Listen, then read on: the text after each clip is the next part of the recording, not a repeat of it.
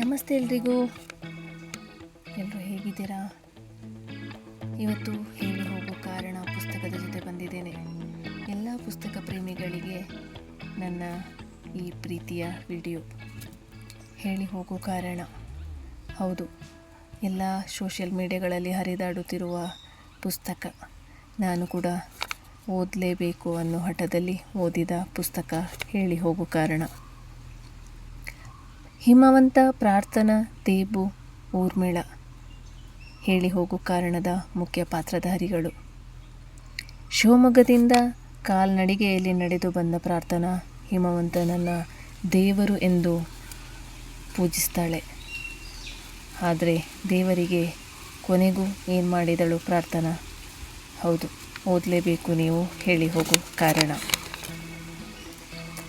ಹಿಮವಂತನ ಪಾಲಿಗೆ ಪ್ರಾರ್ಥನಾ ಎಂಬುದು ಕೇವಲ ಹೆಸರಲ್ಲ, ಕೇವಲ ಹುಡುಗಿಯಲ್ಲ, ಬರೀ ಪ್ರೇಯಸಿಯಲ್ಲ, ಅವಳು ಸಹಸ್ರಾರು ಕನಸುಗಳ ಒಟ್ಟು ಮೊತ್ತ.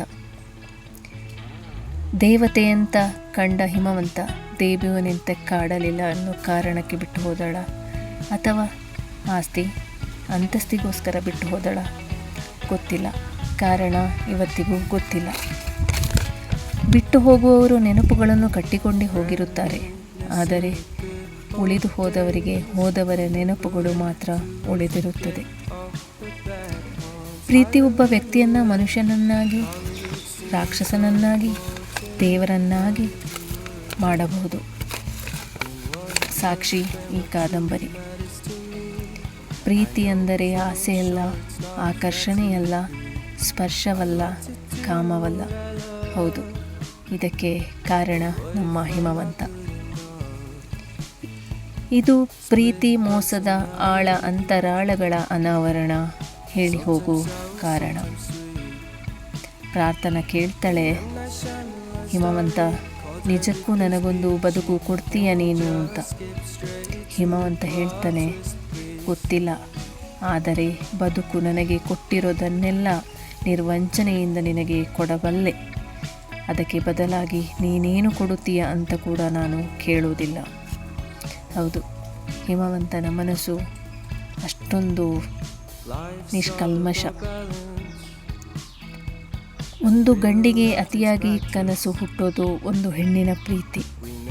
ಆದರೆ ಅದೇ ಕನಸುಗಳನ್ನು ನರಳಿ ಸಾಯಿಸೋದು ಕೂಡ ಅದೇ ಹೆಣ್ಣಿನ ಪ್ರೀತಿ ಅನ್ನೋದೇ ಹೇಳಿ ಹೋಗು ಕಾರಣ.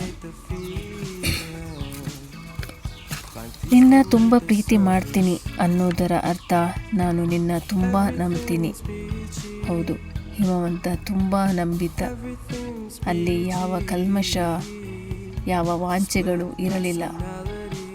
ಕೇವಲ ಒಂದು ಹುಡುಗಿಗೋಸ್ಕರ, ಅವಳ ಗುರಿಗೋಸ್ಕರ ತಾನು ದೊಡ್ಡ ಸಾಹಸವನ್ನೇ ಮಾಡುತ್ತಾನೆ.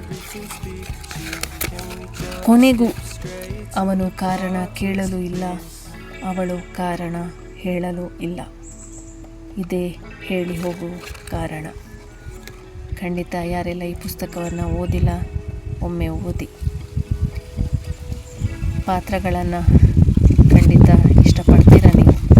ಊರ್ಮಿಳೆ ಇದರಲ್ಲಿ ಏನು ಅನ್ನೋದನ್ನ ಖಂಡಿತ ಓದಿ ತಿಳ್ಕೊಳ್ಳಿ. Thank you.